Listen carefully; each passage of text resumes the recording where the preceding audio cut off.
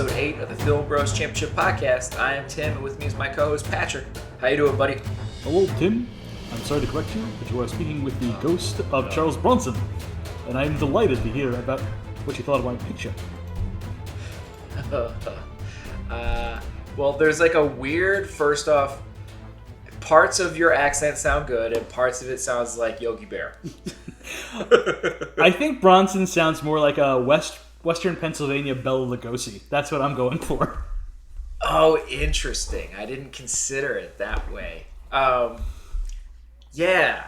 You also probably have too much enthusiasm in your voice. I got a little excited. This ain't over. I'm going to be doing it a little bit. Not the whole time, I promise, but it is fun. Yeah. Charles Bronson has a very unique way of talking. Yes. Because he grew up not speaking English at first. He grew up in America, born here. Okay. But his father was Lithuanian and his mother was Russian. And he didn't really speak a lot of English until he joined the army, where he learned English.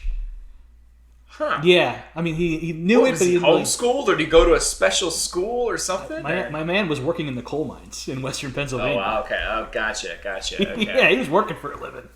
Yeah. I feel like that makes sense to his temperament and everything. He's so fun.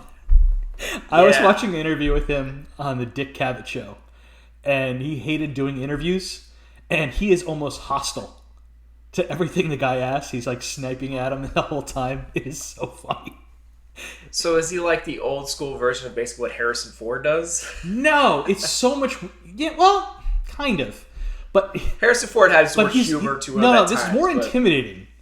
Yeah. It's like, he'll the Cavett will say a fact, like, who told you that? And stuff like that. Yeah.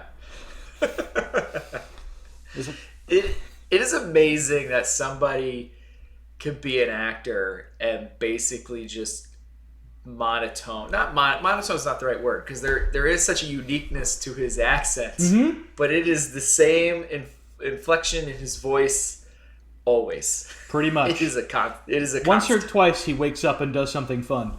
But that's Charles. Charles Bronson is Charles Bronson. Yeah.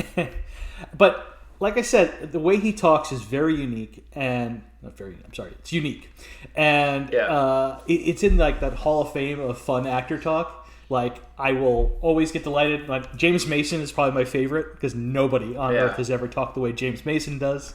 Christopher Walken. Right. I don't know. Those guys. I mean, I don't think James Earl Jones really counts. He just has an amazing voice. It's not so much funny the way he talks. He's just, that's a lot of baritone. Yeah, Vincent Price is another one that, like, here we go. Yeah. I mean, there's people who have great voices like Morgan Freeman and stuff, but I don't know how many people... No, but it's not the way the inflection is. Just has a great voice. Right. But the way that these people talk, the James Mason, the Walken, the Charles Bronson, like, this is unique. When you were watching it, you sent me a couple of YouTube clips from The Simpsons that I remember. They must have been early Simpson episodes, because I definitely remember those moments in The Simpsons, and I remember them being hilarious when I was a kid, even though I had no idea in conception of who Charles Bronson was. And it's just funny to revisit those clips to be like, wow, they nailed it, and this still makes me laugh. Hey, Ma, how about a cookie? No dice. This ain't over. Over. Bronson, Missouri. I love that. Such a great joke. Yeah, and then the other one where they're, what was it? He's on the Andy Griffith Show, replacing Andy Griffith Show. Yeah.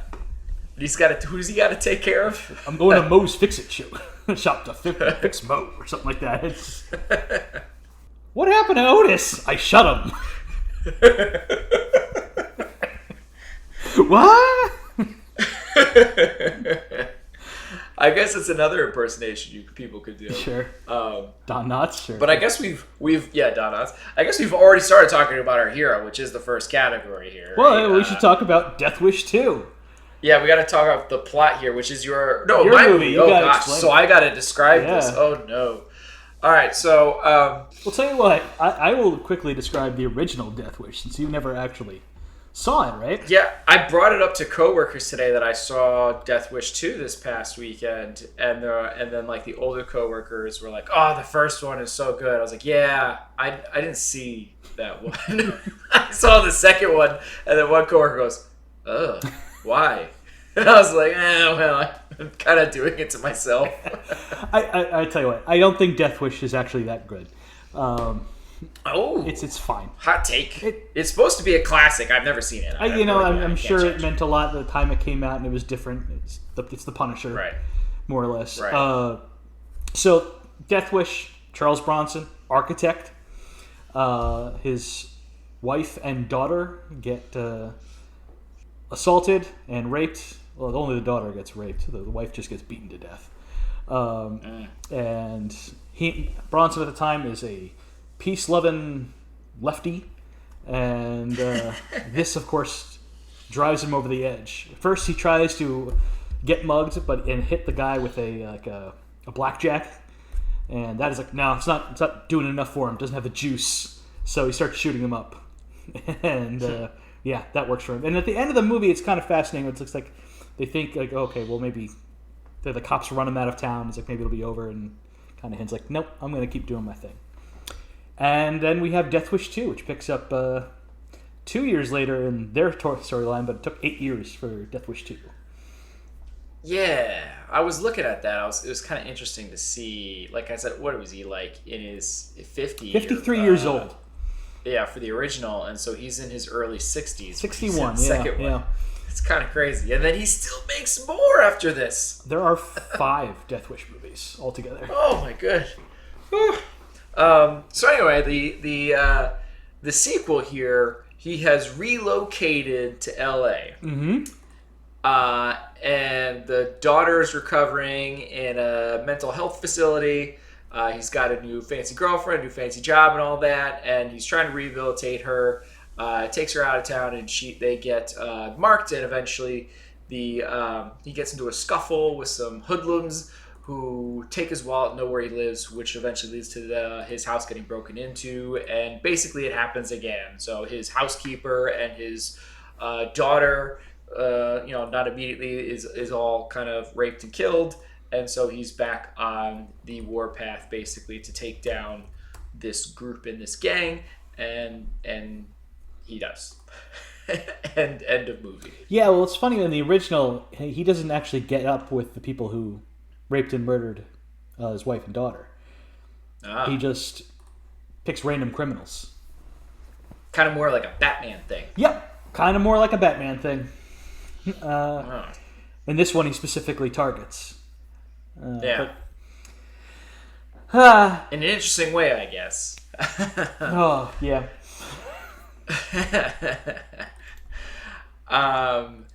Yeah, it's interesting because the movie starts off and it's like I feel like I still am in the 70s, very 70s music and stuff like that starts playing. Well, did you see the funny? Do you know who played the music? Who's responsible for the score for this movie?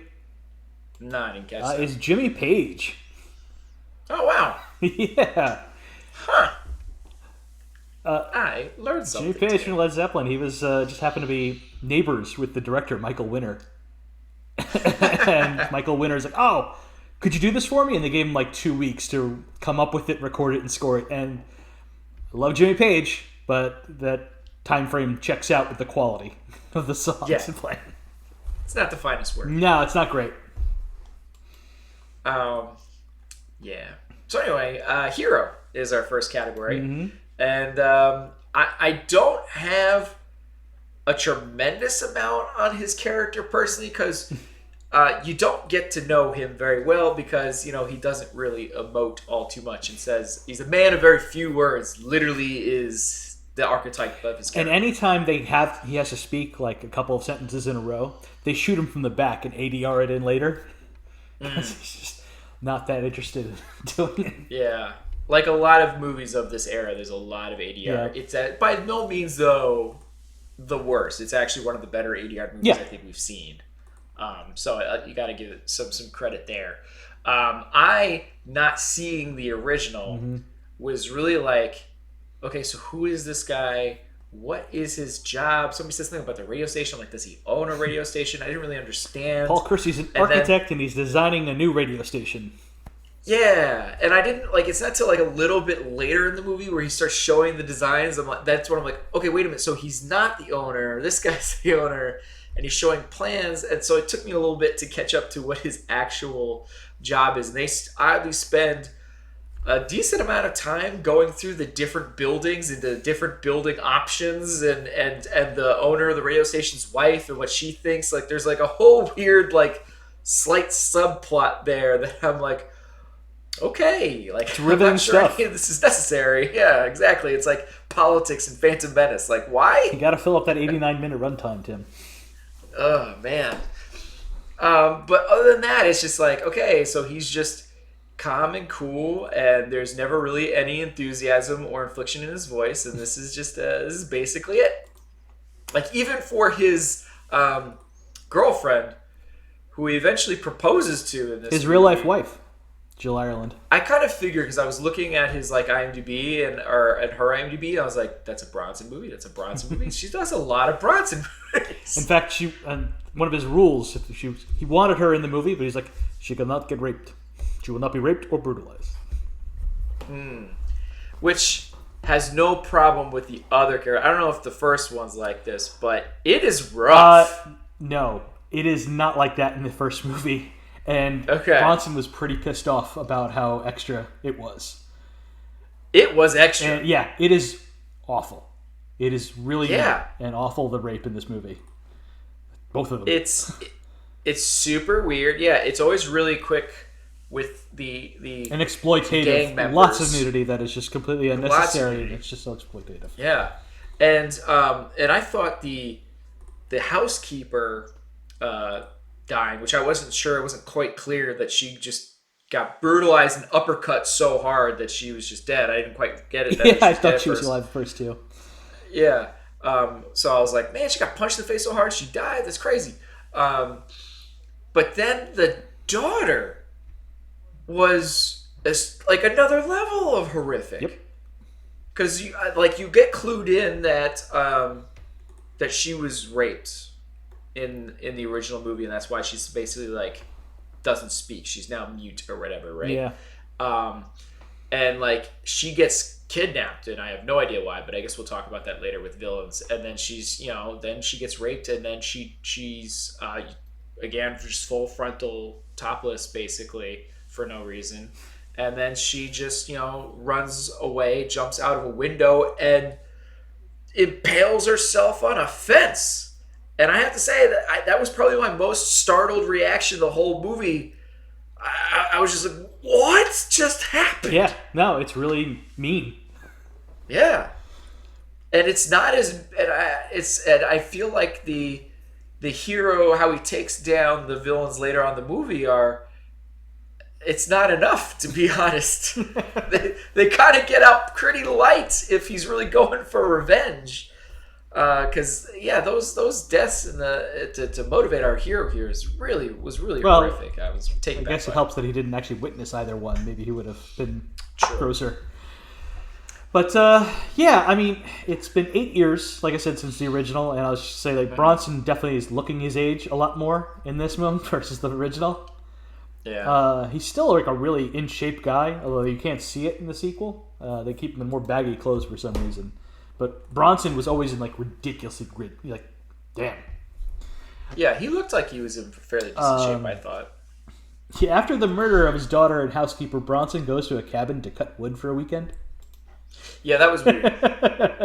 Yeah. The radio station owner is like, "Oh, use my cabin." He's like, "Okay, thanks," and he goes and just cuts wood all weekend. We see the cabin? No, we just see him by a lake cutting wood.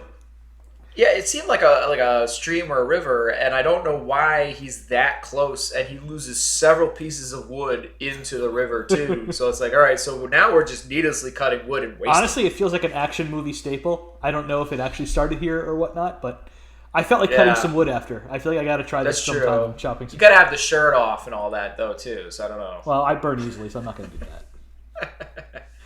Yeah, well, hey, if you do it in the woods, maybe. So I'm guessing while he's cutting all this wood, he's formulating his plan of attack against these guys.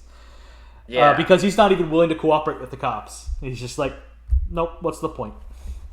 Yeah, did he try in the original? Yes. Because he implies that he did. He did try in the original. He goes to the cops multiple times and like, what are you doing about it? I was like, we're trying, but New York is a hellhole. Right. Interesting. Yeah, and so then so he's got his plan, and I find it funny. He's got to go in and basically, it really is almost like a really early superhero movie. He's got to go in and get his costume. So I'm assuming he had a similar costume from the original. In the original, he just wears his regular work clothes, and he just presents himself as a target to muggers to try to get them to come after him. Like, he'll walk alone in the park at night. He'll go on the subway with, like, some groceries, so he'll look like an easy mark. And as soon as they come up to him and approach him, he will shoot them down. Which I feel like makes so much more sense, because now it's just like, I got a jacket. I'm going to basically wear the same clothes, but I'm going to wear an overcoat and a skull cap and gloves. He goes to a Roach Motel in, like, downtown L.A., and he decides he's going to go undercover by looking like a longshoreman. Which is, like you said, like a wool coat and a beanie. And this is it's not very inconspicuous in Los Angeles. Yeah, in L.A. Yeah. It's like, man, you're dressing pretty warm.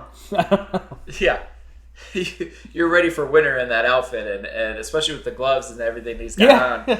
And it's weird, too, with the safe house. So I guess it's just a place to stash stuff. Yeah. Although I guess in the beginning he forgets to stash the gun there because he's got the gun at home, and then he's got to hide it from his girlfriend. But he regularly just stashes there and then goes back home. Well, in the original, he keeps the gun at his office. So he doesn't want to keep it in the home in case somebody comes looking for it. Like the cops or something like that. Which turns to be good because the cops regularly break into his home. Yeah, okay.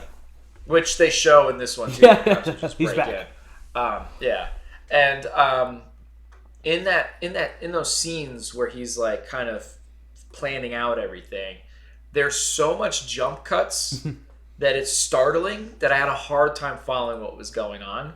So I was like, wait a minute, he's back in his home now? What happened to the safe house? And then all of a sudden he's back at the safe house again, like almost a scene after the home scene. Like it goes from him eating breakfast at home to then nighttime back at the safe house again. It's like, all right, we're going back and forth really quick here, and I'm having a hard time figuring out what's going on. My favorite part is like later on in the movie, he will just go up to the safe house wearing his suit and then coming out looking like a longshoreman.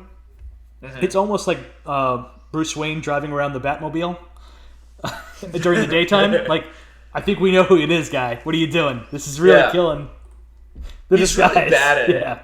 Yeah, because at one point you're thinking like you see him purposely just walking around or using public transportation, so not using his car, which I'm like, okay, that makes sense. But then later on in the movie, he's using his car to go after somebody. And it's like, well, okay, I guess there goes that part of the plan.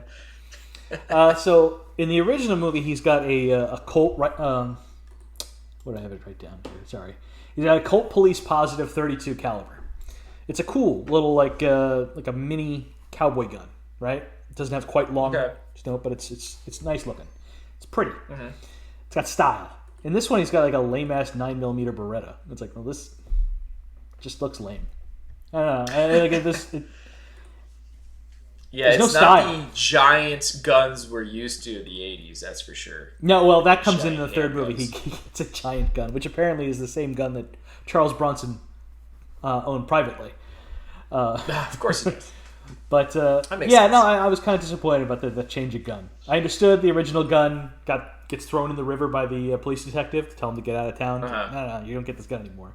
But to go to like a lame-ass Beretta is just like, It's so common. No style. Well, there's not a whole lot of style. Maybe a few lines, but otherwise, Bronson's plan here is just to wander around hoping to run into one of them. Like 20% of this movie is Charles Bronson walking the streets of Los Angeles, staring at people disapprovingly. Yeah. Yeah. And then when he does spot somebody, I really wanted Quentin Tarantino Kill Bill. Yeah. Exactly. Yeah, exactly. That's what I wanted to pop up when he did see them in action, and it's ridiculous. It's like, oh wow, coincidence. And then convenient. They're all at one point all grouped up together at one. Well, they were friends. So they were. Come on, they were a gang. of street Yeah, punks. I guess, but yeah, the rest of them were split up at different times. But yeah. But there are some interesting lines in this movie. Yeah, I do have that note. He has some lines that I guess are pretty okay. Do you believe in Jesus? Yes, I do. You're gonna meet him. That's the line of the movie for me. Yeah, no, that is it. It is so quick. And that's how he kills the first guy. It's great. Yeah, it is great. Which, man, I can't wait to talk about. And it's such a bummer because the next guy he kills off, he just says goodbye. I'm like, that's it? Yeah, that's it. Yeah, just goodbye. Come on! I don't remember if he says anything to the other ones. No, because he's in that big gunfight. So he really doesn't get a chance to say much. And even in the end battle, he struggles with the end battle, so which I liked. But I did too.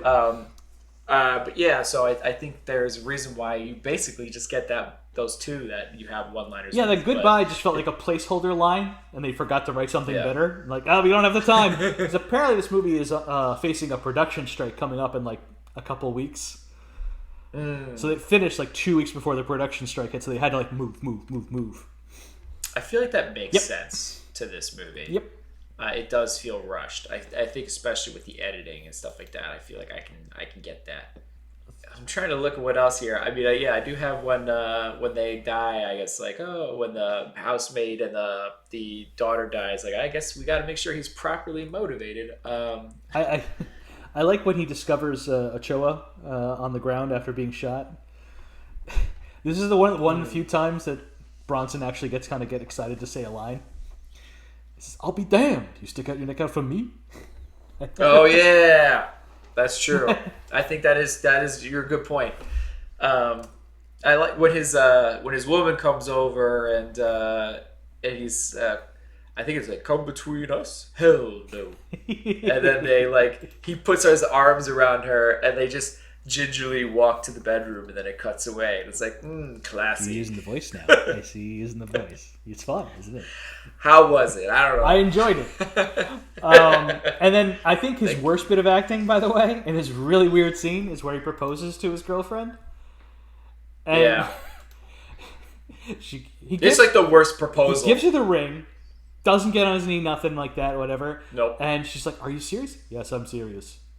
That's it. Yeah. That's all you got, buddy? She gets excited and like goes over to him and like tries to hug or kiss him or something. He's like, hey, like calm down. Oh, yeah, like, he spilled the champagne. This stuff costs $3 a drop. That was a $9 kiss.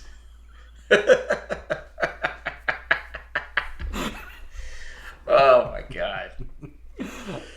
Anyway, that's all I got for Bronson. That's all I have. While I love the actor and listening to him talk all day, I gave the hero a 2. That's what I did. Okay, cool. I did. Yeah, I mean, he's such a character.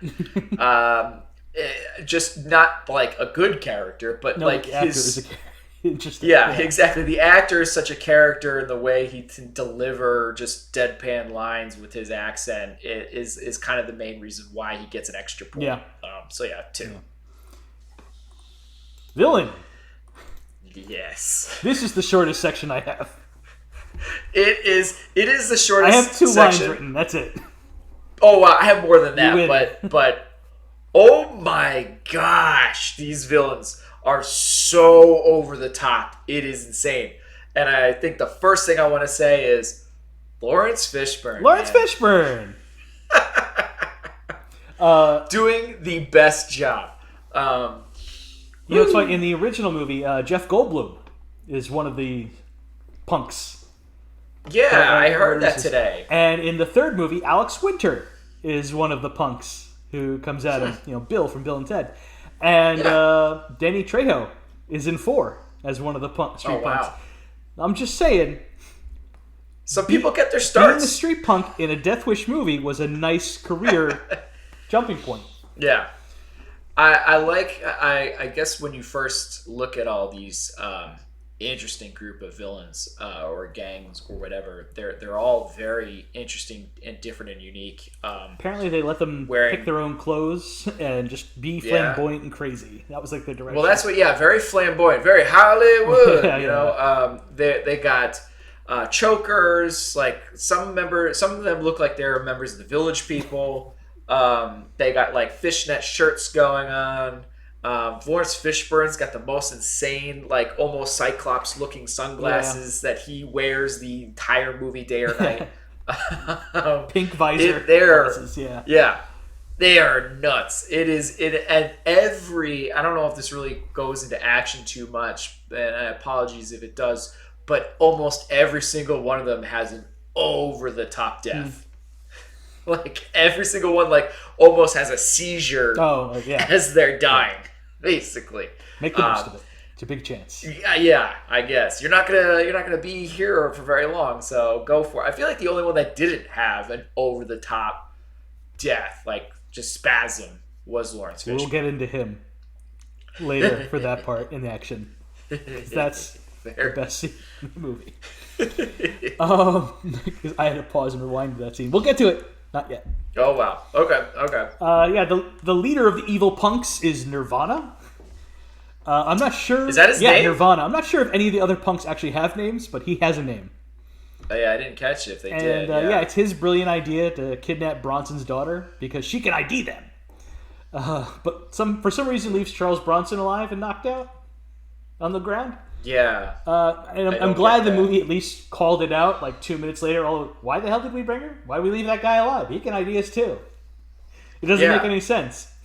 I was asking those legit questions, and then at least they said it. I was like, okay, at least you're self-aware, but that is ridiculous. That doesn't make it. Well, the Michael Winner wanted another rape in the movie. Is really what it came down to. Apparently, in the original script, there is no rape whatsoever. Well, what the heck? Michael Winner rewrote the script himself to include it all. Apparently, he was a sadist. Like a legit, gross human being. That's, man. Yep. And I can see how Bronson probably didn't know. A lot of He's that not on was screen when this stuff happens. Yeah. A lot of that is him not around. And he does this shit again in the third movie. He works it. He goes like, he does it again. Same stuff. Bronson's not anywhere around, and that's where he adds all the gory stuff. And after that, Bronson and him never worked together. They made like 5 movies together, and it was after the third Death Wish. He's like, I'm done with you. That's it. But that's fair, right? I wish he'd done it sooner. It's totally fair, for sure. Because I feel like just after the first time, man. I mean, I guess it's strike one, then you're not gonna fool me. Well, no, I guess he got fooled twice. I don't know. I don't know. Oh man. Yeah. So the blonde guy is the leader, Nirvana. And then Nirvana, right? And he's a pretty big guy, I guess. Yeah. And I forgot about the guy's boots. The guy with the mullet. He's another blonde guy. He's the guy who dies with the cool long. Yeah. That likes Jesus. Yeah, he shaved the front of his head himself to look like that. Oh wow. And I think Kubrick saw him somehow in this movie and decided to put him in Full Metal Jacket after he liked his look. Interesting. Yeah. I feel like it's interesting that they all pick their outfits because I feel like it's like children who decided to dress up as like characters or superheroes, and that's just what they decided to do. Yeah, like Fishburne's got like magician's gloves on or something like that. Oh my god, I didn't realize that. That's horrible. But you know what? As far as we're laughing at all their clothes, none of them come anywhere close to the arms dealer at the end of the movie. Well, not really, but close to the end of the movie. This dude, this arms dealer, shows up at a park at night wearing a white fedora, a bright pink shirt, rainbow suspenders, and purple pants. Suspenders. Purple pants. I'm here to do crime. Come and look at my trunk filled with guns and explosives. I'm making Technicolor Dreamcoat after this. Probably. Give me a break. We gotta hurry up. We're between acts right now. I gotta get back to the show. No, it is insane. Everybody's get up is, and it's kind of funny. Even the bystanders, like just the people that Bronson's like walking past and through, all have ridiculous get-ups. Yeah. So it kind of went beyond, I think, just the villains and the bad guys. Like it's just everybody's just because there's always, not only do you have to have Bronson like walking through the street looking for people, but he's always had to have these disapproving looks like, what's wrong with you? Yeah, like, You smell bad. Like hippies, like get out of my way. Doing the voice like, again. You know, not as good that time, but I'm anyway. still enjoying it. But like it's just funny. It just made me think about that. Like it's constant throughout the movie. Every time he's going through, he's got a lot of disapproving looks. Like I said, 20% of the movie is just him walking the streets like, ugh. Yeah. And that's all I had to say about villains, man. I gave them a 1. Yeah, I think that is about it. You don't get anything from the villains. You don't get any kind of like, not that you need depth, but they don't exactly have a plan. No. They're not being stopped to really execute a plan. If Lawrence Fishburne wasn't Lawrence Fishburne, like none of them would stand out in any way. Yeah. Although I'll talk about it in action when we get to Nirvana, but yeah, 1. Without action. There's not a whole lot here. I have a really short section here. It's longer than villains for me. Is it? A lot of it is just some simple gun firing of a lot of people standing still or squatting still. Not a lot of movement. It's a lot of pew-pews. Yeah, exactly. That I did like the forklift coming out at him, and he jumps out of the way. I like that moment. And then I thought the best action scene was Nirvana fighting the cops. Yeah. Well, I'll break it down beat by beat. First off, I want to point out that Charles Bronson, like I said, is 61 years old, and while he's in great shape, he still runs like a 61-year-old. Like it's a little rough to look at. Yeah, you can see in the beginning when he's got his wallet stolen, like the guy purposely, you can tell, has to slow down. Stay in the frame. Yeah. Yeah. In great shape, but he's 61. I know. It just reminded me of like when they did De Niro for The Irishman, and they asked him to like kick that guy on the curb, and like, well, you can make him look younger, but he's not going to kick that guy like a young man. He looks like an old guy doing it. Exactly. All right, and this is gonna be a little controversial. Now, I've already said the rape scenes in this movie reprehensible, awful, and it is a brutal death for the daughter. Mm-hmm. But it kind of looked cool. Like the dummy falling on there out the window. Oh, you mean onto the fence? Yeah, they kind of go for it, show you. I mean, it's quick, but you see it. Yeah. I was like, as a horror enthusiast, exactly. I can that's where I'm understand coming at it from. Thank you. Yeah, totally. It is horrific just because like even horror movie rules, you break rules with that girl dying in that way. Yeah, she's basically a child, and it's awful. Yeah. But especially what happened to her already, to be raped again. But the dummy coming out the window and landing on the fence. It looked legit. It looked good. Like it didn't look overly fake, dummy-ish or anything. It was impressive. Like it did look pretty. Yeah, it did look good. So I have to tip the cap. That's true. But pretty much all the action after that, and there is not a lot of it. It's just a couple of gunfights. Mm-hmm. You're right. It looks lame. Exactly. It looks really lame. That's why I get like again, the forklift coming out, him diving out of the boxes. Like at least there was a little bit of movement there. I was like, okay, I'm okay with that. But then again, a quick gun, goodbye. Yeah. There wasn't an interesting action beat until we get to the arms dealer. There's a somewhat of a shootout there. Yes. Yeah. I mean, even the first guy who dies, there's a couple of pew-pews, and then it's just, he has the cool line, and then boom, done. Well, and then the forklift guy happens, and then boom, done. That's it. Move on. The forklift guy is before that. Is it? Okay. So, like, the arms dealer, it comes down to there is Larry Fishburne, Nirvana, and I'm not sure, was he Latino or just, I think he was a Latino guy. I'm not sure what he was. They don't have names. Is that the it's choker? really tough. No, the choker guy's forklift dude. Yeah, no, that's the lead rapist. He dies to the forklift. Yes. He's the goodbye, which is really disappointing because you want him to get it worse than everybody. And exactly. He gets shot that's in what I was saying earlier. First, which is kind of well, that's okay. I'd rather it be the other side, but you get shot like a couple more times after that and says goodbye.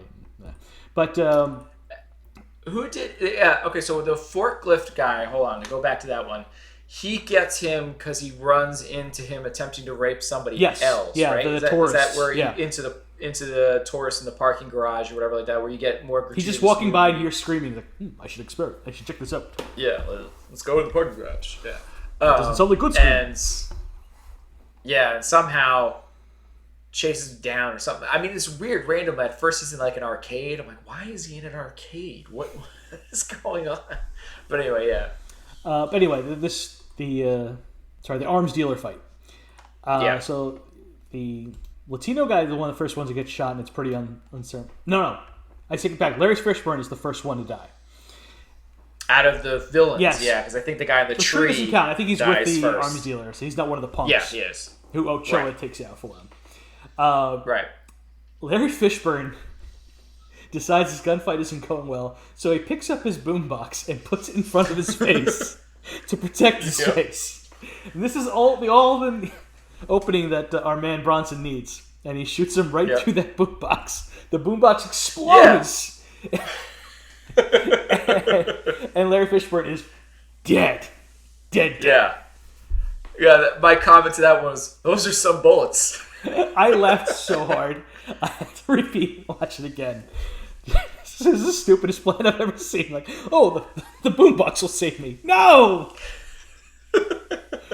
I think like two of them die trying to go for cover and it doesn't work. The arms dealer decides, well, enough of this, and he gets into his car and drives away, which leaves the other guy completely like, hey, what the hell? I was hiding behind here. Bronson shoots him out, and then Bronson takes out the arms dealer in the car. And which goes off a cliff and explodes in action movie style. Yes, but in its defense, it clearly shows that there was explosives in the trunk. I had to rewind and check. You got to pass on that. There was a lot of arms in that trunk. And there was literally a box called explosives. Yeah, I think I saw grenades and stuff in it too. So I mean, it was a cool explosion. Yeah, it was all right. Yeah. Yeah, and then we gotta find the next guy, right? Which is like they know where he is, and they're more gratuitous nudity as he has some issues with a couple of hookers, and we zoom in on the girl listening to music in the room just to see some more boobs, I guess. Guess so. But what he's, I guess they say later he's on PCP. Yeah, well, my man, the cops are onto him. Kersey gets a police scanner hookup from his reporter friends, the most knowledgeable, hard-hitting radio journalists in the history of film. He tries to beat the cops to Nirvana, but Nirvana is high on PCP and just starts smashing cops left and right like he's Saquon Barkley going for the end zone. He's like picking them up and flipping them and doing stiff all sorts arming. of It's like, no. Yeah. It actually looks awesome. It was my favorite part of the whole movie. I was like, this looks awesome and legit. The way he's just taking cops out. I fell out of it, though, as soon as the one cop hits him with a nightstick like it's a loaf of bread. Like, you can tell it's foam and it's bouncing off of him. I was I didn't even notice that just because I just loved the moves and how he was throwing them around was fun. And then I liked how, like, it basically took almost all the cops to jump onto him like a cartoon to pin him down to stop him. And then our last fight scene is the interview room fight scene, and I kind of like it. Did you? I mean, I liked that he kind of Jackie Chan'd it a bit and really got beat up. It has a touch of From Russia with Love train car fight in it. That's nice. That's kind. It's a tight room, and right. So they're flipping the table back and forth and everything, which they foreshadowed how he was going to die as they they had to point. What's his name? Who's been in 1,000 movies? He's like that guy. Like Sheriff Garrity from Halloween. Yeah, the dude from Halloween. Yeah, exactly. Charlie from Major League. Yeah, he's playing the head orderly. Yeah. So I was like, what? And then I had to look it up. I was like, oh, of course, I see this guy a ton. Yeah, you look a little old to be the head orderly, but God bless you. I'd love to see you. Yeah, a little bit, but you know what? He's already one of the best actors in the movie. Oh, by far. Yeah. If you remind me of that Wayne's World 2 scene where you're bringing Trump in. I know it's a small part. Couldn't we get a better act than this? And like, oh, okay. Sheriff Brackett, hi, how you doing? Nice to see you. But yeah, and then he gets electrocuted. Well, he gets shivved. Like, first off, like, Bronson gets stabbed the whole bunch. Yeah. His shoulder. Yeah. And what really kills it, though, what destroys the scene, what should have been better. So Nirvana punches his way into the electric shock machine, and Kersey flips a switch to kill him. But to show him being electrocuted, they like hit him with like a blow dryer on Max. So his hair is blowing back. That's it. That's how it's being electrocuted. There's no noises or anything. He's like, ah! Yeah. Well, I mean, he's like pulsing, going. But it's really mostly his hair doing all the work. Yeah. And then dead. I was really hoping it was gonna like randomly, like you see the little skeleton thing, like you see in like Home Alone. Yes, or... something.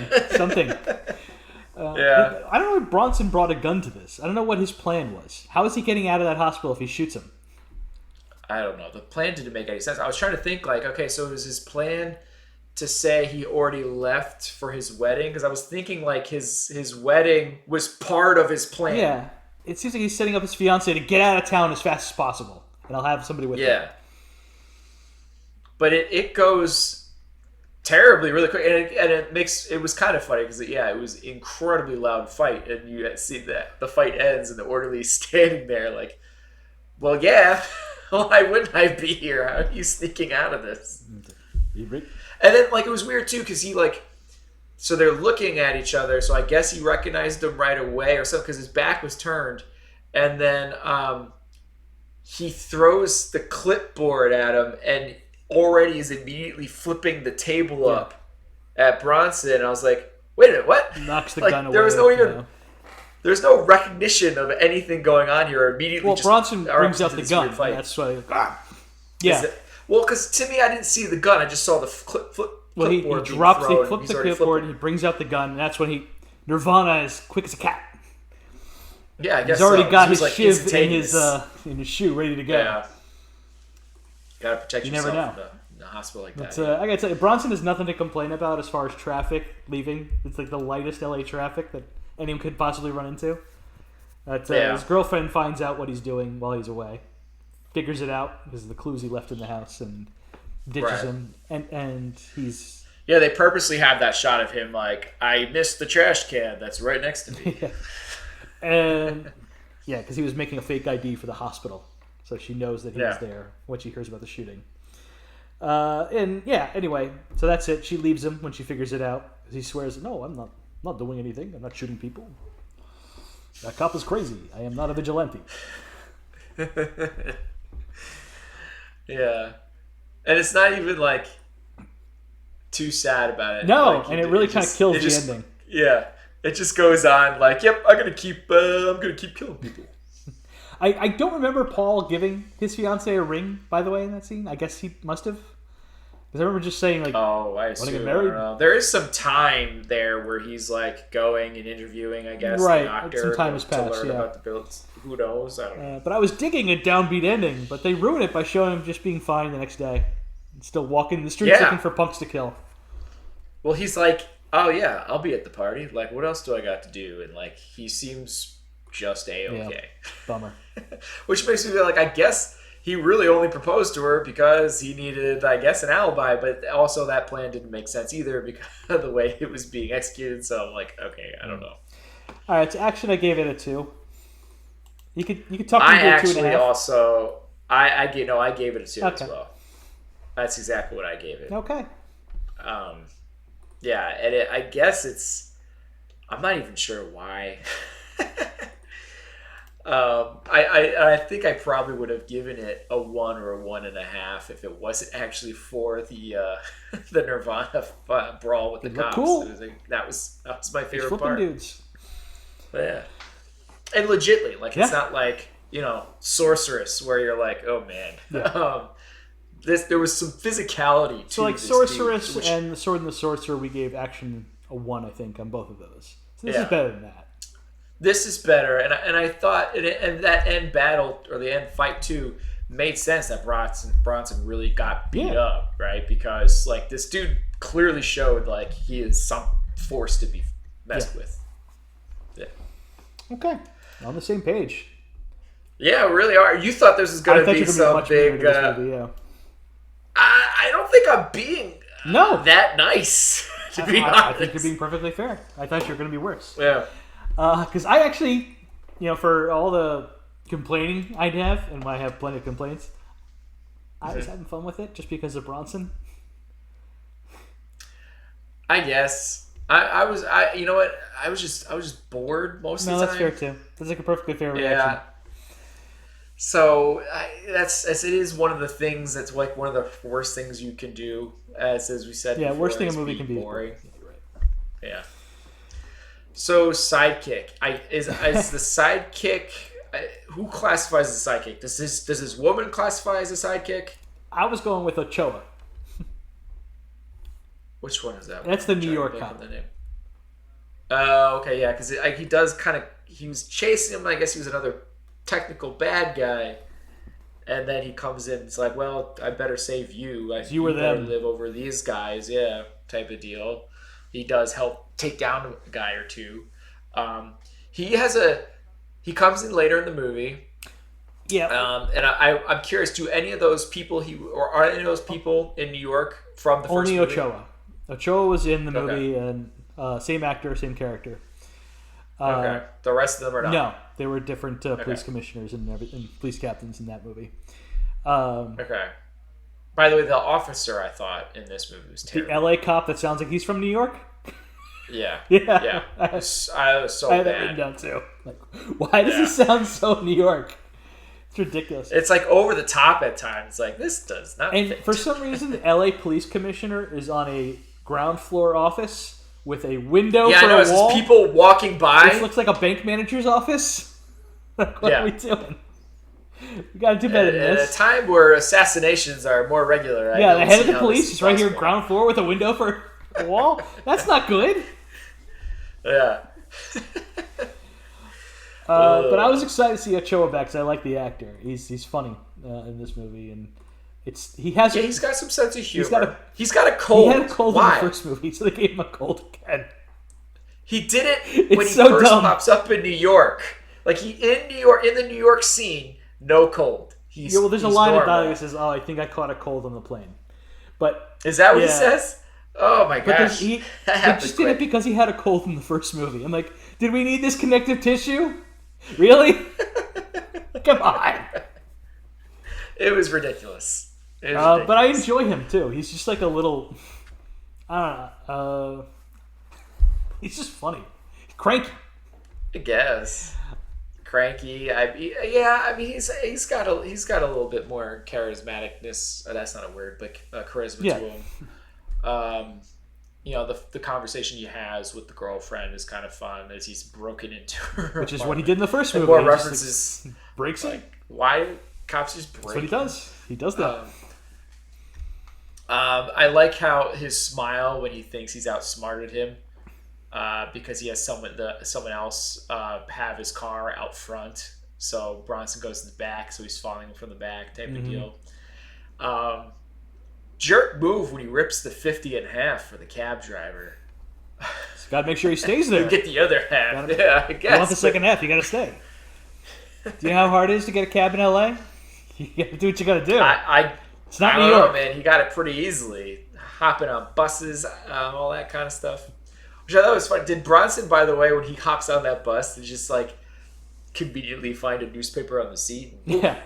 Well, that was one of his moves in the original movie too. Was hiding behind a newspaper to look like he was unsuspecting, and then he'd have the gun already ready to go, just waiting for someone to give him trouble. So every time you bring up the first one, this movie sounds so much better. Take the so off and the much. All right. It's better. It's better. Okay.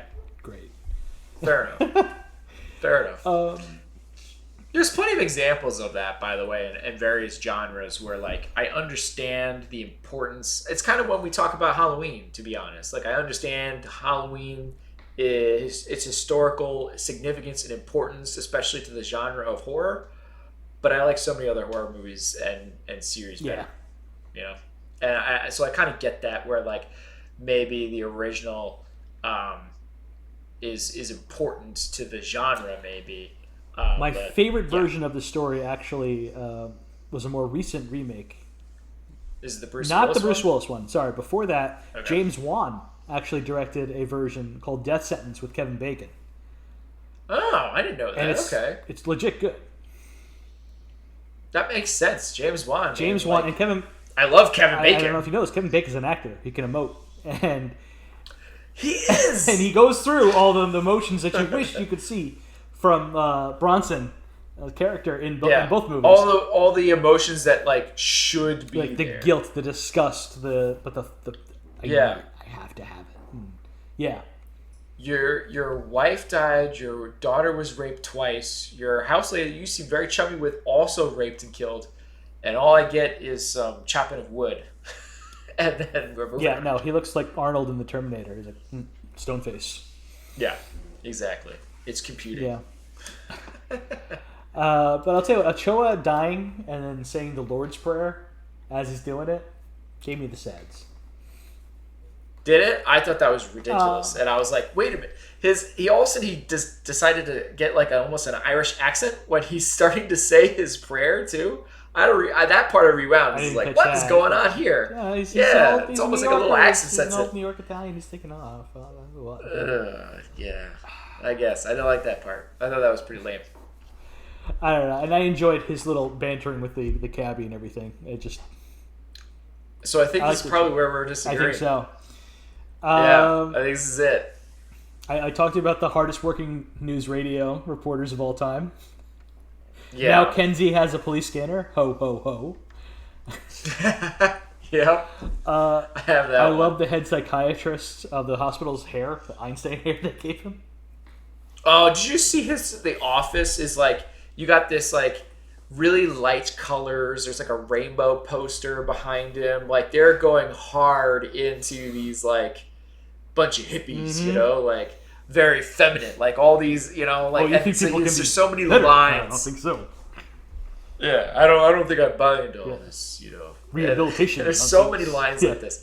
Yeah, he's purposely trying to make all these characters very feminine and not manly and bad people basically, and it's a big critique on. So it's interesting because they bring up really early on in the movie, like soft policing, I think they call it, or something like that. Yeah. Oh, and they're really just talking about rehabilitation and different police tactics and things that we're talking about even now, and it has a take for sure. This movie is trying to paint that in a very, you know, it's very Reagan brush. 80s. Yes. And then I have Chief Brackett, aka Charlie from the Major League. I got excited to see him, and he was good in his little bit that he got. I guess I went one. I gave it a 2. Of course you didn't. I didn't think there was enough there. I mean, I get besides his death, which I did not like, but I can kind of see that one maybe. Nobody detracted. Fine. I mean, nobody gave a lot, but I liked Ochoa a lot, and I liked seeing Chief Brackett. Unless you want to argue it, I'm cool with going 1.5. I want my 2. You want you're gonna fight it 2. for Ochoa. For Ochoa and Chief Brackett. Come on, putting it Which in that. Which was Chief Chief Brackett? Brackett's the head orderly from Chief Brackett's Halloween character. It makes me happy to see him. He's a good actor. You know, he is a good actor, but he's in it for 2 seconds. He does good. He does a great job in the short amount of time that he has. No, it's a breath of fresh air. Like, oh, hey, and he aids him in the end. Yeah, I guess he's like, I'll give you some 3 time minutes. here. But it's such a short thing towards the end. Very useful. It's in and out. If anything that you're getting on is besides his death again, which I thought that death was lame, but Ochoa was kind of fun and humorous in the parts that he was in.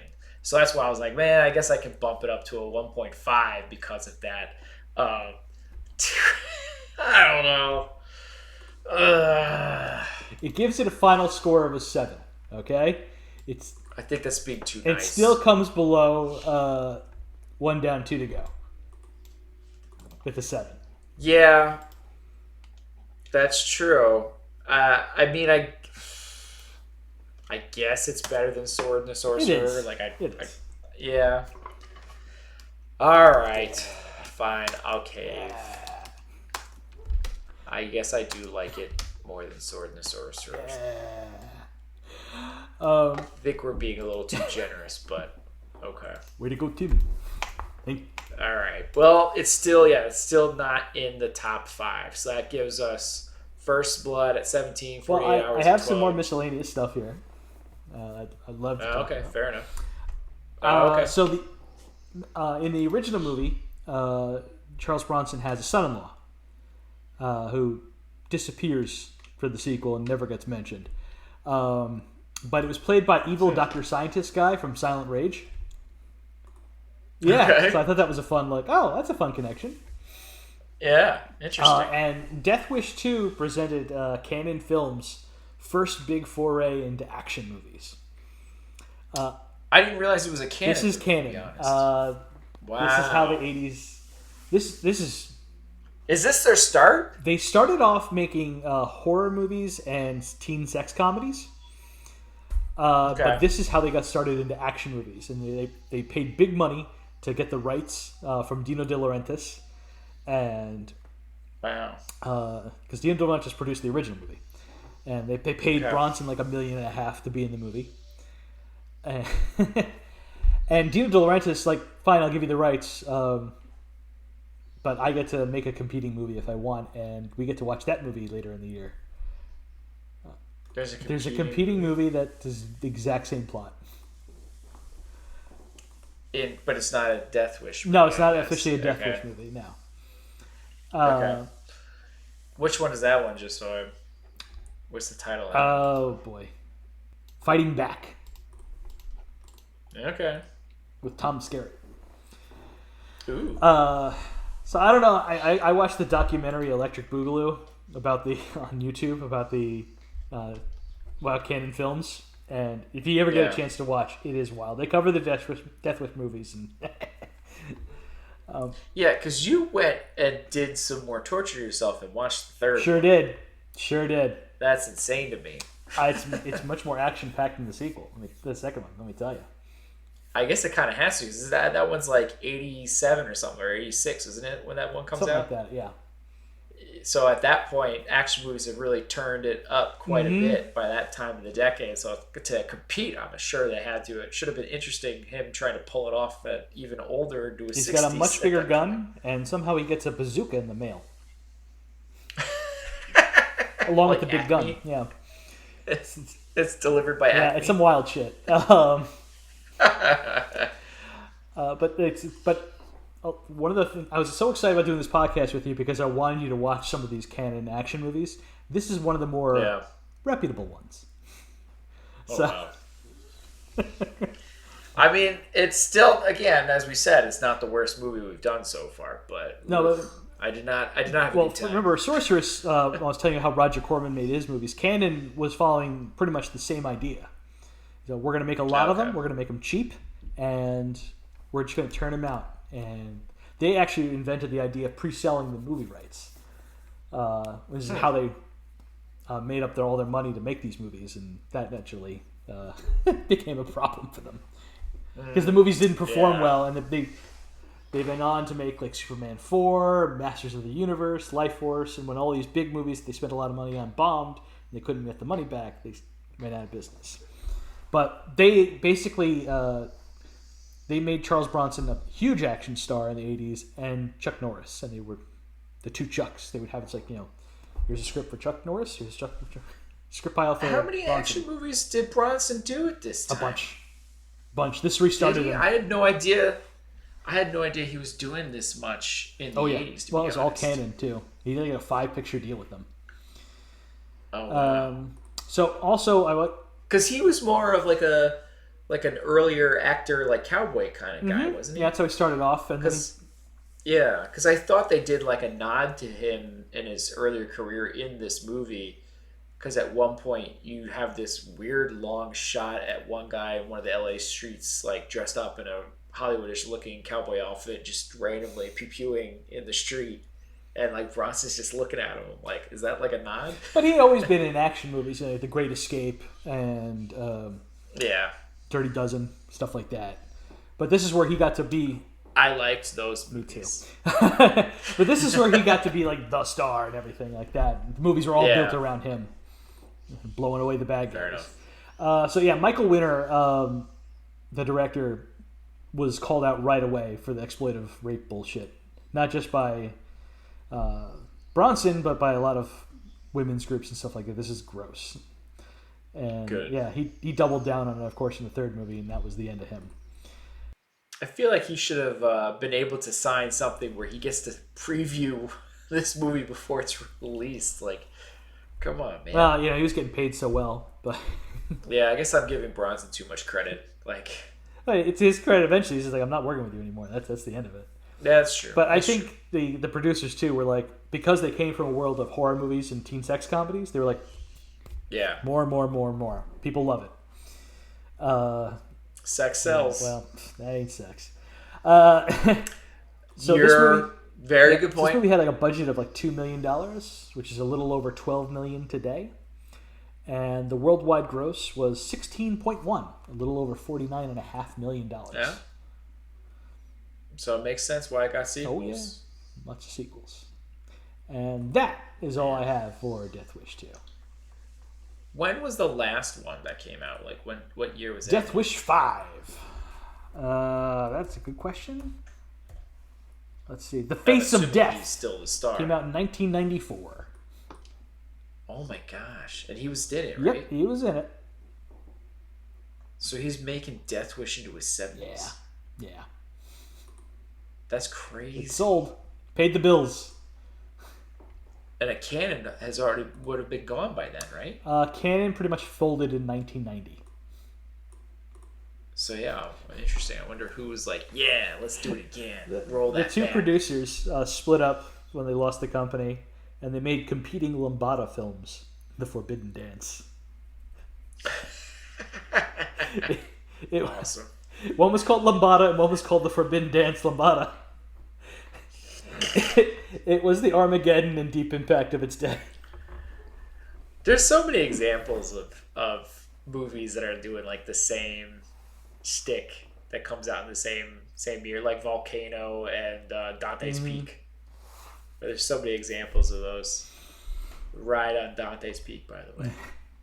You and me both, buddy. Yeah. All right. So that's it. I guess we should pick the movie for next week. Yeah, you're up. You get to choose. Well, I need you to help with this one. I'm not going to make you pick a door. You messed me up last time. I'm not going to make you pick a door. I'm going to tell you what I'm deciding between. Okay, all right. One, I'm curious about watching Fighting Back and comparing it. That's the Tom Skerritt movie. Or I do like Tom Skerritt. Or we watch a Australian war movie. Attack. It was a U.S. release. It got released in the U.S. at some point. Okay, and that counts.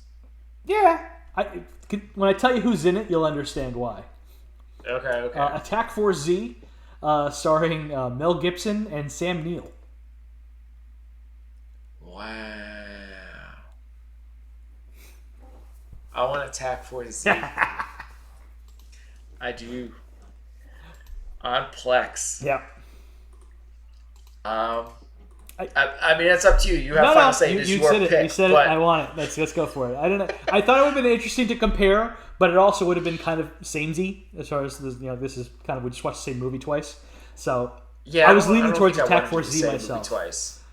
Okay, cool. Yeah, I like the idea of changing it up more within the subgenre of action, just to try to mix it up a bit more. So I mean, we'll obviously get back to it.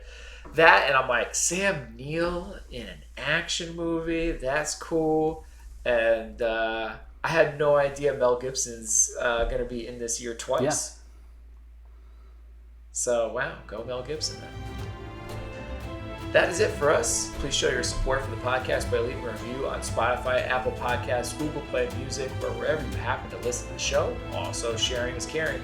Be sure to follow us on social media to get the latest show updates. You can contact us by emailing at filmbrochamp@gmail.com or find us by searching for the hashtag FilmBroChamp. Thank you for listening to this episode of the Film Bros Championship Podcast. Peace out, everyone.